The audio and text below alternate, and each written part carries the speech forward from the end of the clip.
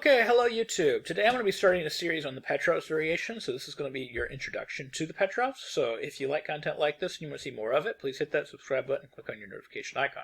So the Petrovs happens after e45, knight f3, knight f6, and here we begin the Petrovs, also known as the Russian game.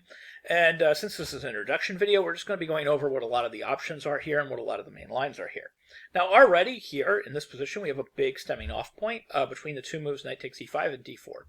Now, d4 is a great move if you just don't want to study a ton of theory. D4, when I was when I was a young scholastic player, d4 was basically my favorite move. And the whole reason that it was my favorite move is you just did not have to memorize a ton of theory. If they played d takes e5, you could just play the move pawn to e5, and then after knight to e4, queen d4, d5, takes, it's just supposed to be slight edge white. And then I would just play chess from here.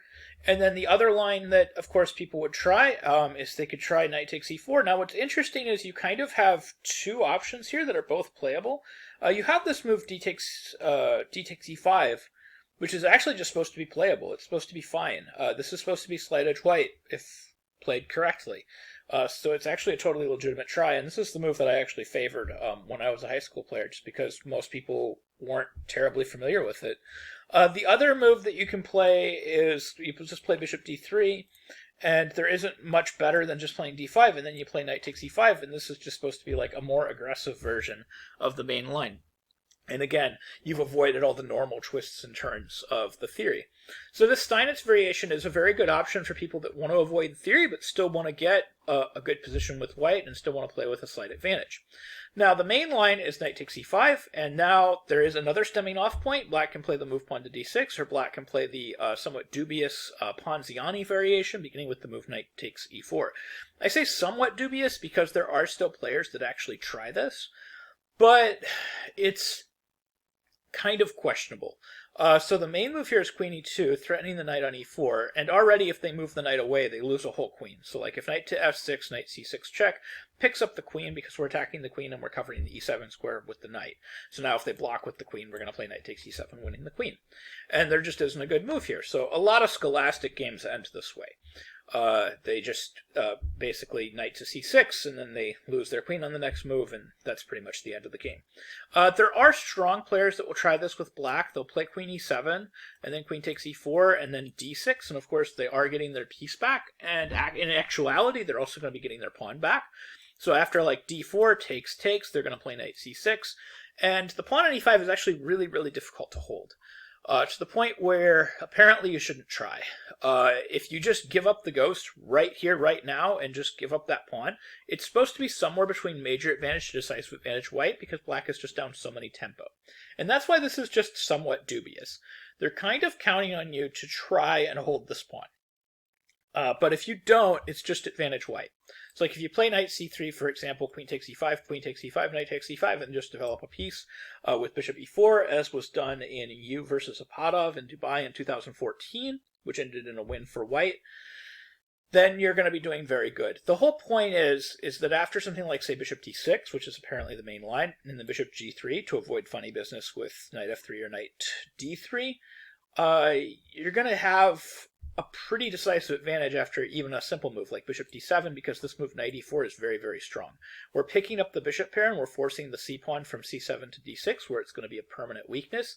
And this position is just decisive advantage white, even though it's going to be a very long slog to go on to win the game from here, just having a bishop pair and one weakness to poke at. But it should be enough to go on and convert into a win if you play everything correctly, which of course you did against Petrovs in Dubai in 2014. He won the game just in another 25 moves. So he obviously played very well and with good technique moving forward. But again, the Damianos is widely considered very dubious, so not a whole lot of people try it. So you're mainly going to have this move pawn to d6, and now here we have another option. We can play something crazy if we want to. We can play the Cochrane Gambit. We can play knight f7, king f7, and it's not so clear that this gambit is bad. I think mostly it gets avoided because grandmasters are afraid that black is equalizing these lines fairly easily. After knight f7, king f7, for example, there's two main moves here. There's d4 and knight c3, and every grandmaster that I know that actually plays this, they play knight c3, Not because there's anything particularly wrong with d4, just because there are some lines within the d4 variations that seem almost like forced equalizing lines for black. So they would rather play knight c3 and just have the position just be a little bit more unclear, even though the assessment does seem to lean towards some type of equality. But the Cochrane Gambit, it's not, as far as I can tell, it's not unsound, so it's something that is worth considering. But still, the main move is just this move knight to f3, and then we're going to have this main move is knight takes e4, and now we have another big stemming off point for people that really want to avoid theory. Of course, the main line is just this move pawn to d4, but then we have these other three moves that get relatively good positions while avoiding theory. D3 is basically just saying I want to play a closed variation, a tempo down, just because I think the closed variation is kind of bad. So I want to play D3, force the knight back to F6, and then play pawn to D4. And I just want to see if you're willing to play a closed variation. Another line that you can try is the so-called Lasker variation with the move Queen E2. The main idea is to just kind of be up two tempo. So they're going to play Queen E7, D3, Knight F6, you're going to play Bishop G5.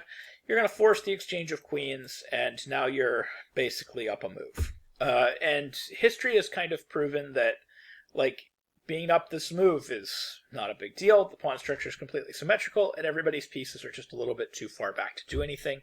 So this is mostly just considered dead equality, and just white isn't getting a whole lot out of this. But the upside is that you definitely, you can't be worse in a position like this. It just seems like there's no way that white can have a worse position here. But the move that people have been trying for a while now, and it's gotten really popular on the Grandmaster level, to just kind of play a position that doesn't require a ton of theoretical knowledge, but still seems to be slight edge white with a lot of chances, is this move Knight C3. So for those of you that actually play the Stafford Gambit, the idea is very similar, except white's not down a pawn, and this is actually sound. So the whole point is after knight c3, pawn captures c3, capturing away from the middle, white is getting rapid development, and white is going to have a fairly easy game, whereas black's development is going to be fairly awkward, and he's going to be behind in development. So white is going to continue with moves like, say, bishop f4, queen d2, bishop d3, castles kingside, possibly bishop c4. There's a couple of different bishop setups here. You can put your bishop on e3 or f4. You can put your bishop on e3 and c4. You can put bishops on even e3 and d3 is probably possible. And then the whole point is you're going to castle queenside, and you're just going to kind of rush with your kingside pawns. And this is supposed to be some sort of slight edge white, and the upside of it is you don't necessarily have to know a whole lot about the theory. The position almost plays itself. You just get your pieces out, you castle queenside, and you rush with your kingside pawns, and you're probably somewhere close to the truth. So this was getting really popular for a while, this knight c3 move. But going back to the main line is this move pawn to d4, and then we have this stemming off point where they can play the closed variation with knight f6, or they can play the move pawn to d5. So the move pawn to d5 is the main line, and then we have bishop d3, and then we have a big stemming off point here, basically between the Showalter variation, which can begin with either knight c6 or bishop e7. There's a little bit of nuance when they begin it with bishop e7. There's a couple of variations that are possible that aren't possible in the knight c6 line, and of course vice versa. But usually it just transposes into the Showalter variation after either knight c6 or bishop e7. And then, of course, the move that almost everybody sees on the amateur level is this move bishop d6, which begins the Marshall variation, beginning with bishop to d6. And now, of course, it is important to remember that in all these lines with either the Marshall or the Showalter variation, usually white needs to castle before he plays c4, to avoid this very annoying bishop b4 check. And as long as he does that, these positions should be considered some sort of slight advantage white. But I'm going to be doing a deeper dive into all of this theory in at least 3 more videos, where I'm going to be covering in its own video, I'm going to be covering the closed variation. In its own video, I'm going to be covering the Marshall variation. And in its own video, I'm going to be covering the Showalter variation. So anyways, that's just an overview of the Petrovs and what's going on. So I hope you found this video helpful. I hope you learned something new about chess, and I hope you can use some of these ideas in your own games. Thank you very much for watching.